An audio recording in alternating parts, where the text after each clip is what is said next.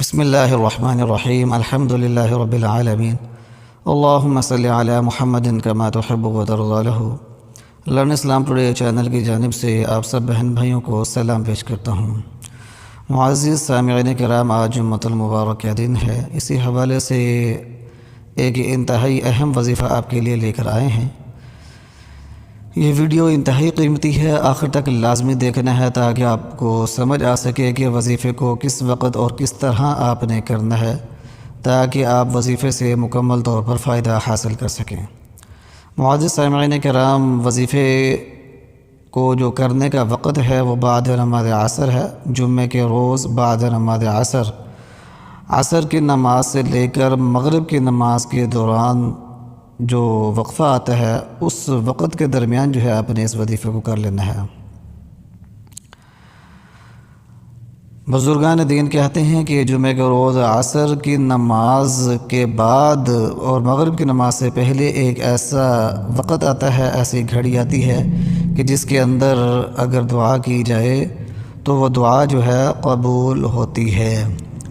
تو آپ نے یہ وظیفہ بھی عصر کی نماز کے بعد کر لینا ہے۔ وظیفہ کرنے کا طریقہ کیا ہے کہ سب سے پہلے آپ نے 3 مرتبہ درود پاک پڑھنا ہے، اور اس کے بعد آپ نے 100 مرتبہ پہلا کلمہ جو ہے وہ پڑھ لینا ہے۔ 100 مرتبہ پہلا کلمہ آپ نے پڑھنا ہے، لا الہ الا اللہ محمد رسول اللہ۔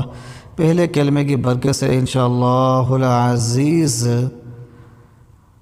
اس وظیفے کے اندر جو ہے ایسی تاثیر پیدا ہوگی کہ آپ حیران رہ جائیں گے۔ ہر طرح کی رکاوٹیں، بندشیں جو ہیں وہ دور ہونا شروع ہو جاتی ہیں جو شخص بھی پہلے کلمے کا ورد کرتا ہے۔ حاجتیں بھی پوری ہوتی ہیں، دعائیں بھی قبول ہوتی ہیں۔ تو پہلے کلمے کا ورد لازمی کیا کریں۔ تو آپ نے 3 مرتبہ درود پاک پڑھنا ہے، ایک تسبیح جو ہے آپ نے پہلے کلمے کی کرنی ہے۔ اس کے بعد آپ نے 300 مرتبہ اللہ پاک کے 3 مبارک نام، یا رحمان یا رحیم